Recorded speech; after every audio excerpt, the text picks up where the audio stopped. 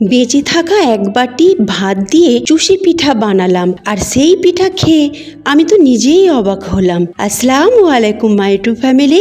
দেশ বা দেশের বাইরে যে যেখানে আছেন সকলকে আমার সালাম। সকলে সুস্থ থাকুন, ভালো থাকুন আর নেক পথে চলুন, এই দোয়াই করি আল্লাহ পাকের কাছে। আর আপনারাও আমাদের জন্য দোয়া করবেন, আমরা যেন সুস্থ ও সবল থাকতে পারি আর নেক পথে চলতে পারি। ফ্রেন্ডস, আজ বানাবো বেঁচে থাকা ভাত দিয়ে চুষি পিঠা বা সেমুই পিঠা বা গড়গড়া পিঠা, যাই বলুন না কেন, তবে আমাদের এখানে এটাকে গড়গড়া পিঠা বা সেমুই পিঠা বলে। তো যাই হোক, খেতে একই, কিন্তু এই পিঠা ভাত দিয়ে বানানো যায় না দেখলে আপনারা বিশ্বাসই করতে পারবেন না। আর তার স্বাদ সত্যি বলছি মাশাআল্লাহ খুবই টেস্টি হয়েছিল। তো চলুন ভিডিওটি প্রথম থেকে শেষ পর্যন্ত দেখবেন, স্কিপ করবেন না। আর ভিডিওটি ভালো যদি লাগে অবশ্যই লাইক, শেয়ার, কমেন্ট করবেন, তার সাথে সাবস্ক্রাইব করে পাশে থাকবেন। বিসমিল্লাহির রহমানির রহিম। এখানে এক বাটি ভাত নিয়েছি। ভাতটাকে গ্রাইন্ডিং জারে দিয়ে প্রথমে পিষে নিলাম। পিষে নেবার পর আমি দেখছি ভাতটা একটু দানা দানা হয়ে আছে। তো ভাতটাকে ভালো করে একেবারে স্মুথ পেস্ট বানাতে হবে, সেই জন্য আমি একটা বড় চামচের 1 চামচ দুধ দিলাম। দুধের বদলে আপনারা পানি দিতে পারেন।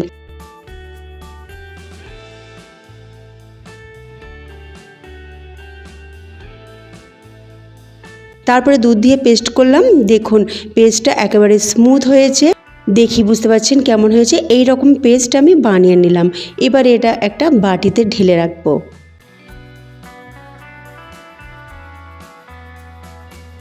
এদিকে একটা ফ্রাই প্যান নিয়েছি আর সেটাতে 4 বাটি দুধ দিলাম। দুধের বদলে এখানে আপনারা পানি দিতে পারেন, তবে দুধ দিলে একটু স্বাদ আরও বাড়বে। যাই হোক, পানি দিলেও কোনো অসুবিধা নেই। এবারে 2 চামচ চিনি দিলাম, 1 চুটকি লবণ দিলাম। সবগুলো উপকরণ ভালো করে মিশিয়ে নিলাম। এখন গ্যাসের ফ্লেমটা চালু করে নিই। তারপরে আমি পিষে রাখা সেই ভাতটা দিয়ে দিলাম। গ্যাসটা অন করে দিয়েছি আর একেবারে কম আঁচে রেখেছি। আপনারা চাইলে গ্যাসটা অন করার আগে ভাতটাকে ভালো করে মিশিয়ে নেবেন, এটা করলে আমার মনে হয় বেশি ভালো হবে।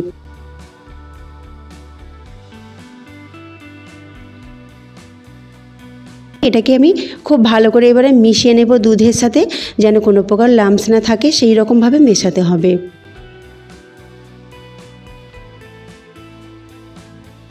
মেশানো হয়ে গেছে। এবার আমি ওই বাটির মাপ করে 1 বাটি চালের আটা নিলাম। এটা বাজারের কেনা চালের আটা। প্রথমে 1 বাটি নিয়ে আমি ভালো করে এটাকে মিশিয়ে নিচ্ছি, যদি প্রয়োজন হয় আবার দেব।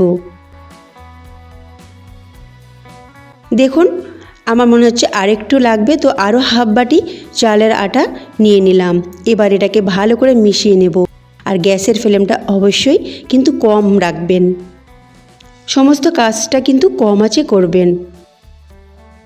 এবারে একটু ভালো করে নাড়াচাড়া করে দিয়ে তারপরে ঢাকনা চাপা দিয়ে 3 থেকে 4 মিনিট রেখে দেব।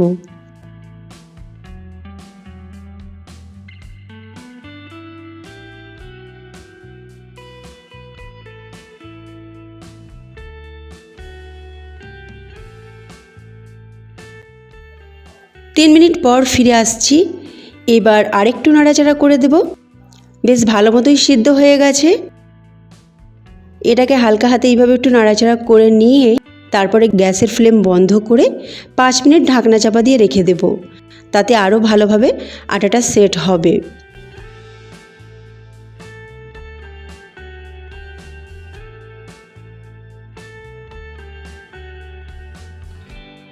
পাঁচ মিনিট পর ফিরে এলাম।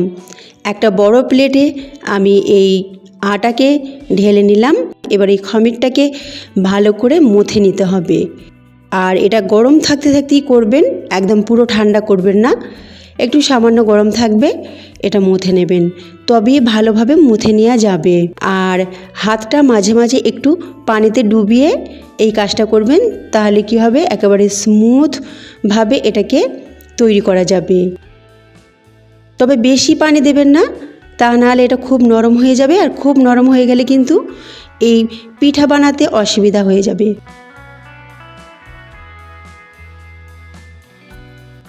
আর এইভাবে হাত দিয়ে এরকম করে আপনারা মথে নেবেন, এতে কি হবে, খুব ভালোভাবে স্মুথভাবে ডোটা তৈরি হয়ে যাবে।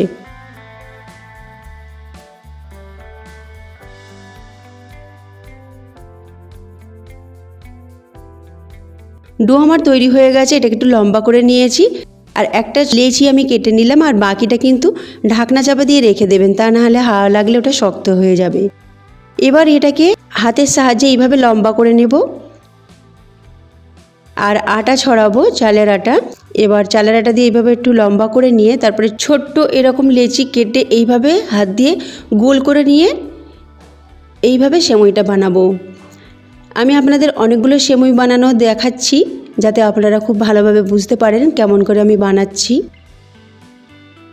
একটু কাছ থেকেও দেখিয়ে দিচ্ছি, দেখুন।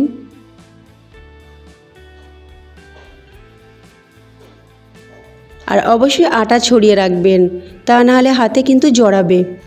আটা দিলে হাতে জড়াবে না আর খুব সহজে তৈরি করা হয়ে যাবে। আমার ভাতের সেমই একেবারে রেডি। এবার এদিকে দুধ বসিয়ে দিয়েছি। দুধটা আগে থেকে আমার ফোটানো ছিল, 500 মিলি দুধ, আর 3টে থেতো করা এলাচ আর একটু লবণ, মানে 1 চুটকি লবণ দিলাম। মিষ্টি জাতীয় খাবারে একটু লবণ দিলে খাবারের স্বাদ কিন্তু অনেকখানি বেড়ে যায়, সেই জন্য আমি যে কোনো মিষ্টি খাবারে লবণ দিয়ে থাকি। দুধটা ফুটে উঠেছে, ঢাকনা চাপা দিয়ে ফুটিয়ে নিয়েছি।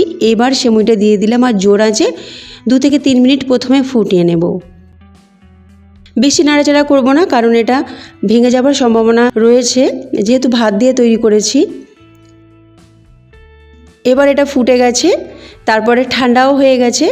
তখন আমি নারকেল কোড়ানো দিয়ে দিলাম, এই হাফ কাপের মতো। ওই যে বাটিটা দেখলেন ওই বাটির হাফ বাটির মতো, বা তার থেকে বেশিও দিতে পারেন। তবে নারকেলটাকে আমি একটু ভালো করে থেতো করে নিয়েছি, যাতে নারকেলের মধ্যে যে দুধ থাকে সেই দুধটা পুরো এই পিঠার মধ্যে যায়।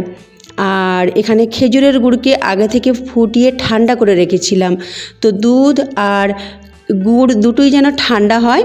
এবার ভালো করে সমস্ত কিছু মিশিয়ে নেব হালকা হাতে। তারপরে গ্যাস অন করে এটাকে 5 মিনিট জোর আঁচে ফুটিয়ে নেব। গরম দুধে যদি গুড় মেশানো যায় দুধ কিন্তু সঙ্গে সঙ্গে কেটে যাবে, সেই জন্য এইরকম আমি করলাম।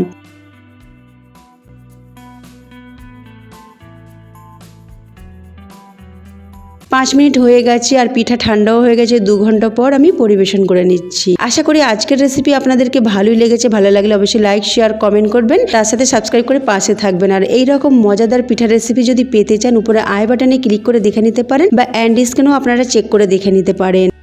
আর আজকের এই চালের সেমই বা চুষি পিঠা যাই বলুন না কেন, এই পিঠাটা যাদেরকে খাওয়াবেন তারা কিন্তু একটুও ভাবতে পারবে না এটা ভাত দিয়ে তৈরি হয়েছে। দেখুন কত সুন্দর একটা একটা ঝরঝরে তৈরি হয়েছে, আর খেতেও কিন্তু খুবই সুস্বাদু হয়েছে। অবশ্যই বানাবেন আর আমাকে কমেন্ট করে জানাবেন। তো আজকে এই মতোই রইল ফ্রেন্ডস, আল্লাহ হাফিজ।